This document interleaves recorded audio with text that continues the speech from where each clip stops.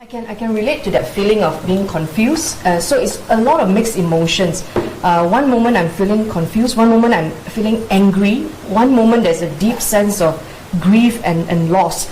And so even for us, in the beginning, in the first few days, it was hard to go out and look at people because you see people are angry on the road. On Women's Day, I was in the park in Taman Lembah Kiara giving out flowers. And one senior lady, she spoke in Mandarin. She came up to me and she was so angry. She was in tears, and she said, on election day 2018, she stayed up at 3 a.m. to 4 a.m. in tears,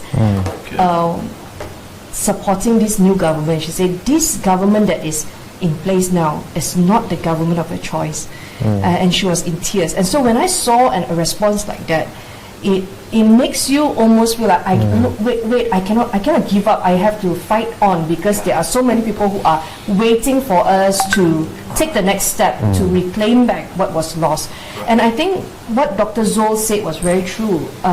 For the longest time in the last 20 months, there were many times I felt that certain things could have been done, accomplished. It was not difficult, but yet it was not moved. I give you a few examples. In our Ministry for Women, Family and Community Development, we dealt a lot with citizenship issue, children, statelessness, and so many times we engaged with the Home Ministry led by Tan Sri Muhyiddin, and we, in Parliament, you watch all the MPs spoke up, yet we could not understand why things could not move at a faster speed.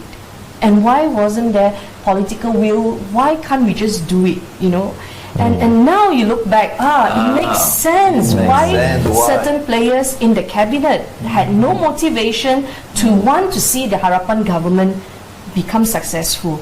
And there's always this conspiratorial theory on deep state. Dalam Twitter, you were because in your role as a Timbalan Menteri on the issue of child marriage, why did you feel compelled to kind of take a stand on that? I think when he announced the list of cabinet ministers and also the deputy ministers, and when they announced that the minister for the ministry that I was involved in, it's going to be Rina Harun and Siti Zaila from PAS. My first immediate thought was on the national roadmap to fight child marriage. Why? Simply because for the last 20 months, Dr. Wan Aziza, the Deputy Prime Minister, and myself, and a lot of civil servants from our ministry, because it was in our manifesto to move the minimum age from 16 to 18 to fight child marriage. That was that's in our manifesto, and that's a topic that had come up so regularly in Parliament and also in the news because of the frequency of the cases. And we worked so hard to put in place a roadmap which we launched in January. My first immediate thought was, now we have Rina Harun.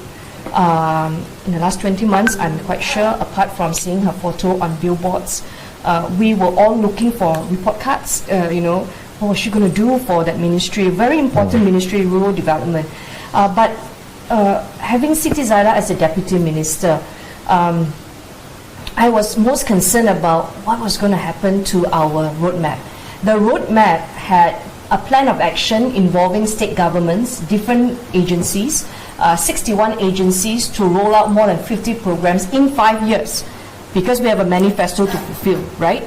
And so when now you have a past deputy minister coming in together with Rina Harun, I was concerned simply because, number one, Perikatan Nasional does not have a manifesto to start with.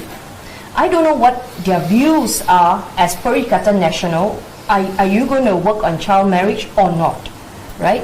And number three, representing the state government of Kelantan. Kelantan has given us a letter to tell the ministry that they are not going to move the minimum age from 16 to 18.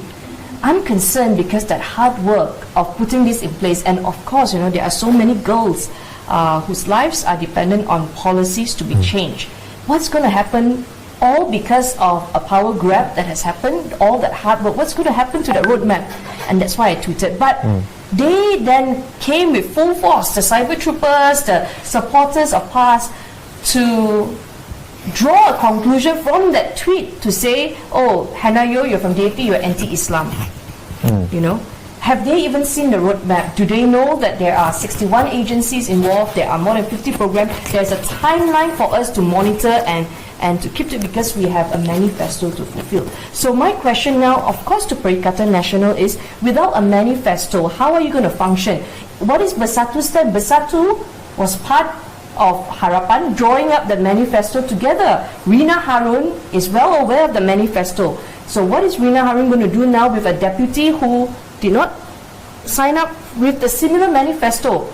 What is going to happen to our roadmap? That was my question. And how can you equate that to being anti-Islam? I'm concerned. I'm not here to just play politics, but we have real social issues to solve. And we have worked so hard in the last 20 months to bring about reform. And I think what saddens me the most is the fact that now Perikatan Nasional is driving down that narrative to say, never mind about corruption, never mind about abuse of power, never mind about working with people who have not repented, as long as they are not DAP. Asalkan bukan DAP, asalkan DAP ditenang keluar dari Putrajaya, anything is okay. That cannot be the stand of a federal government when you have so many issues to solve. And that's what makes me angry, because, you know, there's a quote that says, you know, people will always use the race and religion arguments to cover up incompetency and to cover up non-performance. And this is something that Malaysians must